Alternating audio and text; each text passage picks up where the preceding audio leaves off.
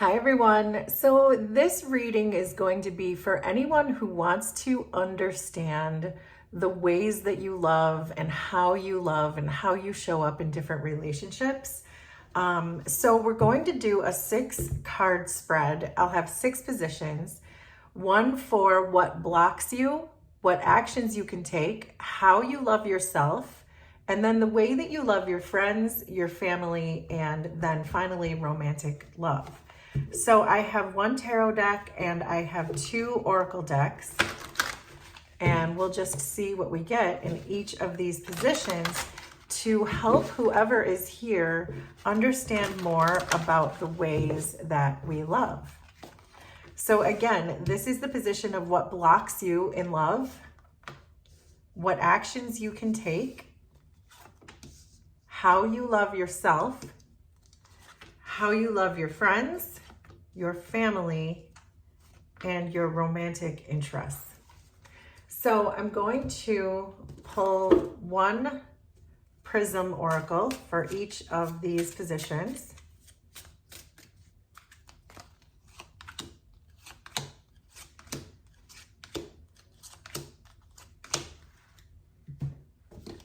And then one archetype for each position.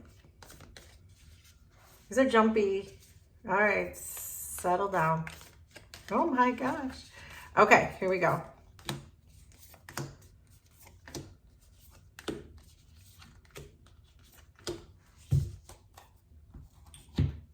So let's start out with this first position that we have decided is what blocks you in love. So if you do feel like you have blockages in any of these types of love, your self-love, your friendships, your familial love, or your romantic love, we'll see what comes out here.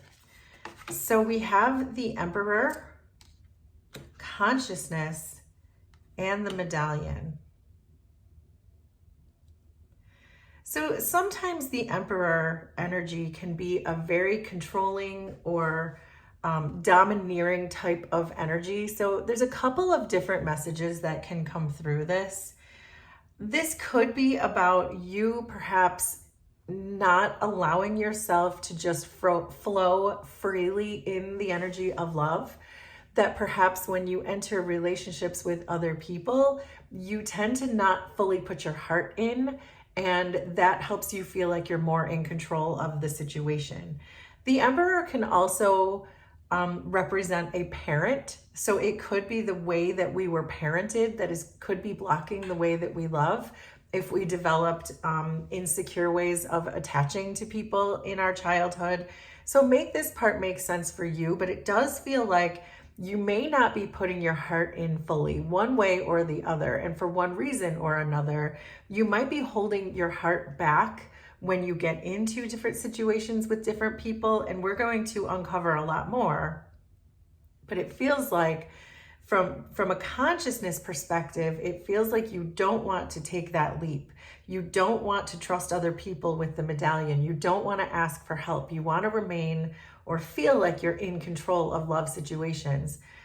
The problem can be sometimes when you're in these types of relationships where you feel like you want to control it, is that you're only putting your heart half in. And generally the other person can feel that if you are doing that. So that's what's coming through so far, that it feels like with the medallion to ask for more help when it comes to your love relationships, be more vulnerable, because you're going to learn a lot more about your heart chakra, and how to love if you release that control to the other person and become more vulnerable with them. So if that part resonates for you, then this is definitely your reading, and let's keep going. So for what actions you can take, there's the Wheel of Fortune. This is about change. There's pain, and there's Thanatos. So the Wheel of Fortune is saying to change the way that you are looking at things. And it's also telling me with the Wheel of Fortune is an energy of movement forward, but it's a very, very slow moving wheel. The Wheel of Fortune never moves fast. It takes its own sweet divine time. But what this is telling me with Thanatos and pain is that there's something that you are grieving. So whatever this is that may have happened to you, perhaps with a parent, perhaps in a past relationship, maybe you were betrayed by a lover, betrayed by a friend, make this make sense for you. But whatever is causing that pain and that grief from whatever that is, the Wheel of Fortune is telling you that the action you can take is to change the way you look at that pain. That if this person hurt you, if it was a parent who hurt you or a past relationship that hurt you, to not bring that into your new or next or current relationships, because that's going to cause you more pain. If you just assume that everyone is going to hurt you, but yet you enter into these relationships, then they're never going to really get off the ground, because you have to go full in and you have to be vulnerable in order to be in relationships that are meaningful. And so I do think that is the action that you're meant to take, is to remind yourself that the pain belongs somewhere else. It does not belong in these other types of relationships, and that it's time to change, and that releasing that pain and releasing that grief is the first step. Releasing the disappointment, releasing this idea that everyone is going to do that to you because this person did that to you. So let's look at the way you love yourself. I feel like this is going to be an important part of your healing. So we have the Page of Wands, abundance, I love that, and the womb. So you do trust yourself. This feels pretty clear to me, that you regard your own heart chakra. Abundance is about the heart chakra. It's about abundance of love in your heart. So since that's showing up in your self-love position, that's the first step. The first step is having an open heart and filling that yourself. And I like that we have the womb too, because it means that you are nourishing yourself. You're taking care of yourself. You're growing. Your heart chakra is expanding. And the Page of Wands is saying this, that you are always thinking and moving. You're very well aware that you love yourself. So this is very hopeful in this position, in the sense that it doesn't feel like you have a lot of wounds when it comes to loving yourself, that no one told you not to love yourself, which is what can happen to sometimes to people in their childhood, is they convince themselves, or their shadow side convinces themselves, because of some event that happened, that they are not lovable. That is not you. So I love to see this. I love to see that you know that you are lovable. That is always step one. So this is just reminding me now that the step two that you still have to take is now giving that vulnerability away to other people, that not everyone is going to hurt you the way whatever this event was. So let's look at your friendships. So you have the 10 of Pentacles. I love that. Happiness and the underworld. So the problem is not with your friends. You have a very deep support system with the 10 of Pentacles. This is telling me that you have friends all around you that want to build with you, that work with you. It's very stable. It's a very powerful friend group that you have, a very powerful community. So make this part make sense for you, but there is a community all around you that is stable, loves you, makes you very happy. I feel like you may even create with these people, whoever they are to you. And the underworld is telling me that you can be vulnerable with them, that you can dig deep with them, that you do put your whole heart and soul into your friendships. So that leaves family and romantic relationships. So we'll keep moving to see what else wants to come out. But as far as your self-love and your friendships love go, this feels all very healthy and healed. So let's look at your family. So there's a 9 of Wands. So we're starting to get a clue. There's flow and there's apocalypsis. So the 9 of Wands is very clearly telling me that you are exhausted when it comes to familial love. So this could be with the Emperor. This could represent a father, a parent. So make this make sense for you. But it feels like your heart blockages and your boundaries starts with your family love. So it's making me think with these 9 of Wands that there is some kind of bitterness towards someone in this family, or maybe just the family dynamic in general is very bitter. There could be resentment, there could be anger, there could be arguments, hurtful things that are being said to one another. These cards are really asking you to flow. Apocalypsis is about seeing something very clearly, getting extremely clear in what can sometimes be a chaotic environment.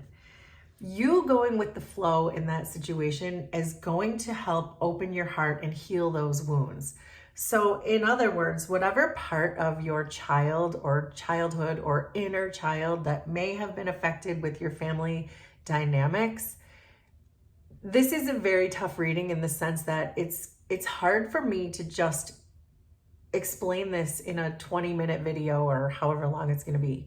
But the overall general message here is to not allow these people to upset you. So if things are still being said, if snarky remarks are still being made, if your siblings are always fighting, if your mom is always making snide comments about things, these are just examples.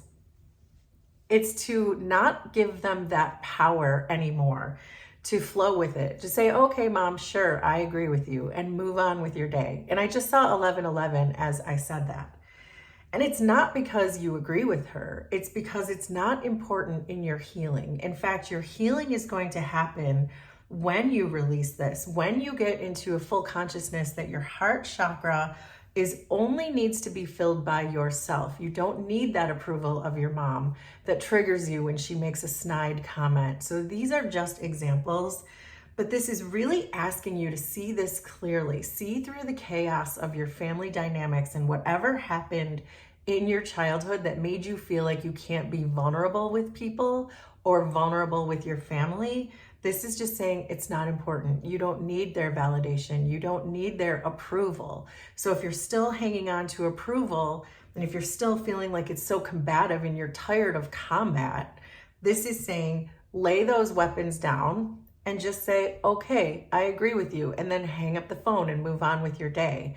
And really try from a consciousness level, from a spiritual level, to let that go. Go with the flow. Know that these people, often our family is put into our lives to teach us things. They're meant to trigger us because it's meant to shine light on where we need to do the healing. So I feel very strongly, and with this flow card here too, it's making me think of a throat chakra and the flow of communication. So instead of hanging up the phone or whatever on your sister, it's just saying, okay, sure, I agree with you, and then moving on with your day. That's really the best advice I can give you. I know it's really easy for me to say. I know this even as I'm saying it. This is a deep issue. It can be for a lot of people. And when you're triggered by family, it's sometimes some of the most difficult energy to slog through. But that's what this is really telling me, to see very clearly why they're meant to trigger you, what they're meant to teach you, and that you definitely don't need their approval or their validation. Agree with them, move on with your day, go back to eating your cheese sandwich or whatever you were doing before. So that's really what this is saying. It's a very oversimplified way of explaining what this dynamic is telling me. So let's look at your romantic situations. So it's definitely bled into your romantic situations. The family dynamic, the hurt that was caused probably in your early years, it's bleeding into your romantic situations because we have the 10 of Wands, caution, and the mask. This is exactly what we were saying over here, is going half into relationships and not being vulnerable is going to lead to relationships failing probably over and over again. So if you feel as though your romantic relationships have consistently failed, it may be because you're not going in fully. We have this caution card and the mask. And so this is telling me that you are very cautious about approaching romantic relationships, and you wear this mask where perhaps you only show half of your true authentic self and you hide the rest of yourself away because you think it's protecting you. That is exactly what we said in this first position, that you may be holding yourself back or not fully putting your heart in and not being fully vulnerable. Being fully vulnerable would be pushing your whole self into the light and not hiding. So I think that this message that's coming through here is whatever this family dynamic was, perhaps something that hurt you in childhood, is certainly affecting how you can feel or not feel vulnerable towards your love relationships. And it's causing you to be really cautious. But that's the problem. If you don't put your whole heart in, if you're not fully vulnerable in a situation, then you're never going to have a meaningful relationship, a lasting relationship. Because in order to have those long lifetime relationships, you have to be vulnerable with each other and open up and share and communicate and be deep and vulnerable. I just want to keep saying that. But as long as you're wearing the mask or hiding in the shadows or being cautious and not fully being authentic, then you're probably going to find relationships that come and go. And I think that's why this 10 of Wands showed up here too, because it's like these burdens that you carry that you want to be able to express your feminine side. You want to be able to receive love, but you don't allow yourself to fully receive it because you still have wounds when it comes to your family situations. So I think that it all starts here with your family situation, is going back to that advice that I gave you. Just try it. If someone in your family triggers you, or there's some event that happened that triggers you, try to understand. Talk it through with someone. Maybe talk it through with a counselor if you can, or if you feel like you need to. But it's this need to let go of approval. So again, I'm getting like this idea of the snarky older sister, or make it make sense for you. But it's this idea that not to allow those triggers to get you emotional or to hurt you or to fight back, to allow those triggers to shine the light on the dark parts and say, why does this trigger me? The answer is back here in the dark part. That's where the answer is. So I think that that's really the message. Allow these triggers to teach you what you're holding back, to teach you what you're hiding and why you need their validation. And I think that will go a long way in you becoming fully vulnerable in your romantic relationships. So please let me know how this was resonant for you. Consider subscribing to the channel if you like my vibe, and we will do this again sometime. Thanks, everybody. Bye.